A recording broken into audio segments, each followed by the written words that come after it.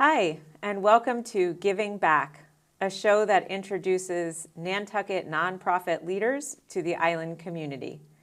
My name is Sunny Daly, and I'm the Executive Director of the Community Foundation for Nantucket. And today I'm joined by Jamie. Welcome, Jamie. Thank you for having me, Sunny. Thanks for coming.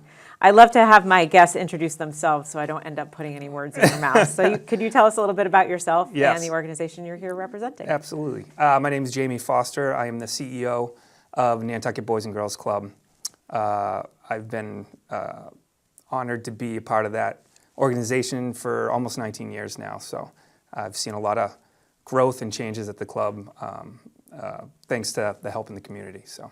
Yeah, and you guys have a really unique role in the community. You see a lot of kids. We see a lot of kiddos. So tell us a little bit about what it looks like now. Yeah, so the club right now, we have over 1,400 members, and 70% of the public school system students are members of our club. So wow.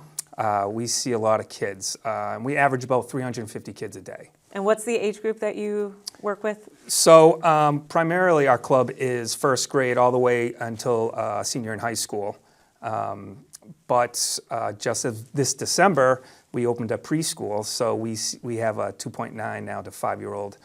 During the day, we support 20 kids, up to 20 kids in our preschool. So we're really hitting all the ages now. So that's amazing.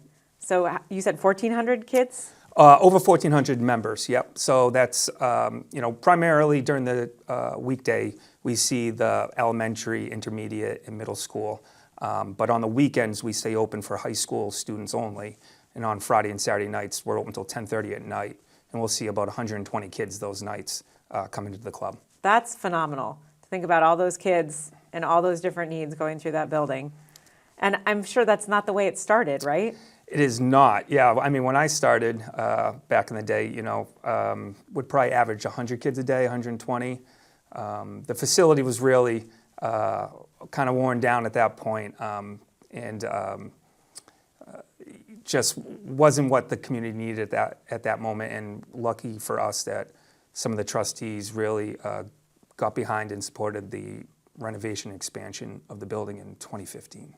That was 2015 that it expanded to what it is now? 2015, yeah. So we went from about 16,000 square feet to 32. So wow. Quite a transformation of the club. And I assume that paralleled the growth on the island as well, or was it just more kids were interested, or how did that kind of shake out? Yeah, just, we saw the need in the community and the lack of space we had. Not that we were turning down kids, but it was hard to offer multiple programs at the club with limited space. So that's really where the idea came to, let's expand this club so we can offer multiple programs at the club, not just athletics. Mm-hmm. And that's kind of where it started, was with the athletics, and then grew from there, or is that an incorrect notion? No, we were primarily a lot of athletics, but if you come into our club this day, that's just one small area of what we offer. So, we've been really focusing on education. We offer a literacy program coming out of COVID, which we all know that the kids need support on that. We do Lego robotics, STEAM activities, art, theater, computer coding. I mean, you name it, wow. we're doing it at the club. So we really offer something for everyone. That's amazing. It's not what I maybe would have thought of when I thought of the Boys and Girls Club, so it's neat to know there's so much going on. Yeah, and we're extremely proud of how we've kind of diversified our programming. We have a wonderful staff that really are knowledgeable in different areas, which support all the members here, and they can learn different areas at the club now. Mm-hmm. And so how many staff do you need to run an organization with that many kids to keep busy? It's tricky. So we have about 20 full-time staff, and then, any given day, probably 10 part-time staff, a lot of high school students that come work for us, which has been fantastic for us. But yeah, we have about 20 to 22 full-time staff with us. That's amazing. Yeah. So kind of walk us through what it would be like as a kid coming in the door. What can they expect when they get there after a long day of school? So it's pretty unique for our club that we're right next to the schools, which has been amazing. So you'll see at 220 on Sparks Ave, traffic backed up because 350 kids are walking across the football field to our facility. So once they get there, put their backpacks away and kind of meet their support staff person for each kind of grade and figure out what's going on that day for them. So they get to choose every day, or is there sort of like a seasonal? So every day you get a couple options per kind of scheduled group. So, one day you might be homework help, or you can be outside, or you can be doing an art project, and we kind of rotate where you can go throughout the day. And obviously we offer field trips pretty much every day, which is to get out and explore Nantucket, and we partner with a lot of other nonprofits on island that we can go to Mariah Mitchell, or we can go to the Conservation Foundation, or the Land Bank. So it's been great that we get to partner with other organizations on island. Yeah, it's kind of neat. Again, not something I would have thought of. I would think the kids just go to the club and stay at the club, but sounds like they're really out traveling around and seeing things on the island. They're out and about, and I credit to my staff. I think because we have such a dedicated staff that really been with us for a while. Our retention rates are really high. This will go into housing kind of. I was going to say, how do you do that? Because that's like a unicorn. So it's without housing, our club would not be open. Absolutely, 100% would not be open. We have 6 buildings now, 34 beds for housing. Once again, the foresight of our trustees to get ahead of this housing situation and to build this, which has been fantastic for me. Now I can hire people throughout the country, really, that might have a background in some kind of child development.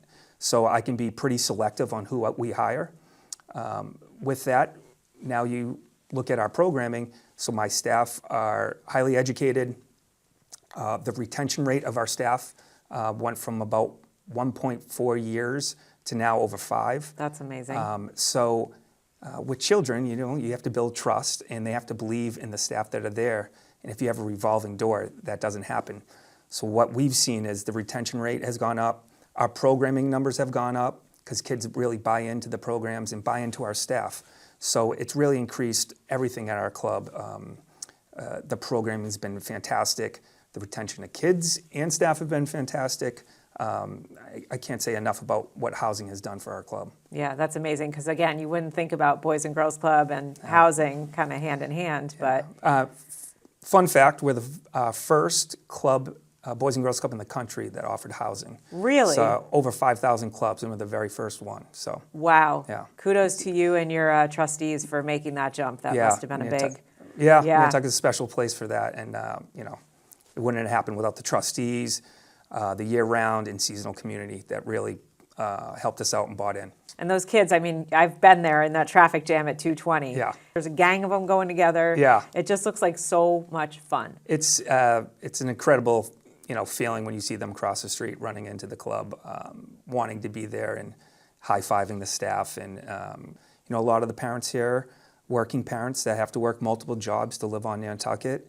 And, we're open till 7 o'clock at night. So, at the end of the day, some of these kids see our staff more than they see their parents just because of how Nantucket is. And, we have a special bond with these children, and we're teaching them some life lessons so they can be, productive citizens of Nantucket in future years. That's amazing. And I would imagine you have to feed them too, because growing kids are starving all the time. We do. So we've been really fortunate to partner with Stop and Shop, and they offer free healthy snacks after school for all members, free of charge.